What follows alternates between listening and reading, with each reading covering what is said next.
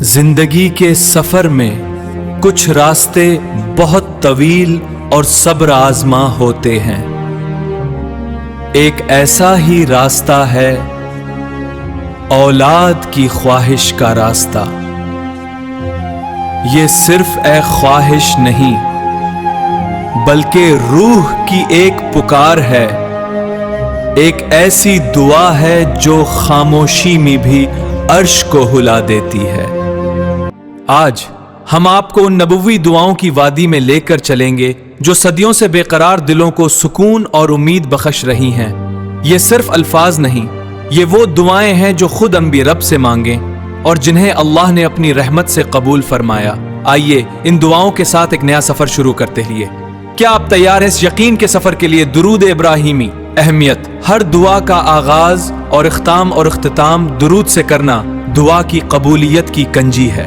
اللہم صل علی محمد وعلی آل محمد كما صليت على إبراهيم وعلى آل إبراهيم إنك حميد مجيد اللهم بارك على محمد وعلى آل محمد كما باركت على إبراهيم وعلى آل إبراهيم إنك حميد مجيد يا الله يا الرحمن يا الرحيم۔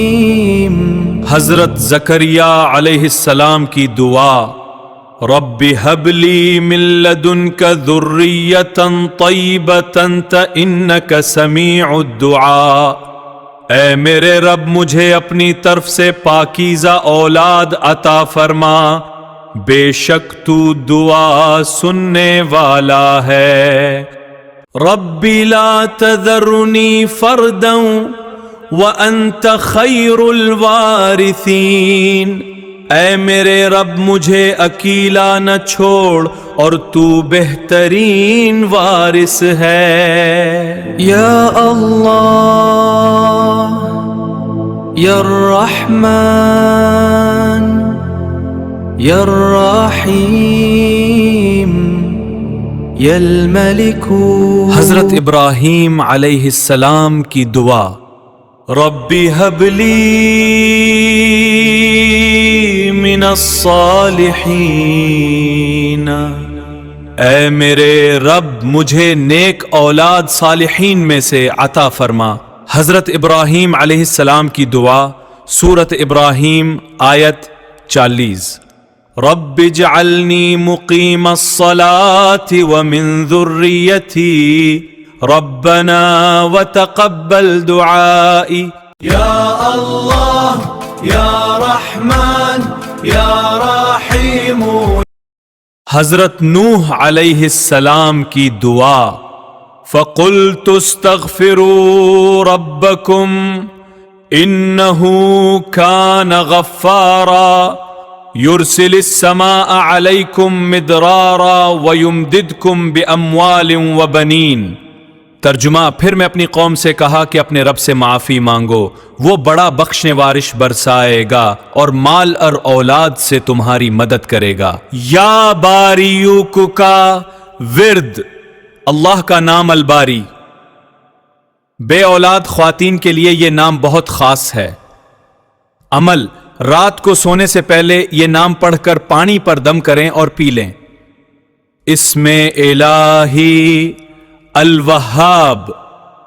عمل: 100 مرتبہ یا وہابو کا ورد اولاد کے لیے اللہ کے عطا کرنے والے نام کا واسطہ ہے۔ اللہم صل علی محمد وعلی آل محمد كما صليت على إبراهيم وعلى آل إبراهيم إنك حميد مجيد.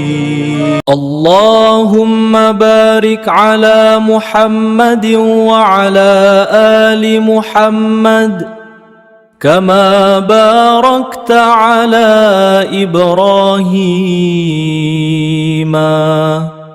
وعلى آل إبراهيم إنك حميد مجيد.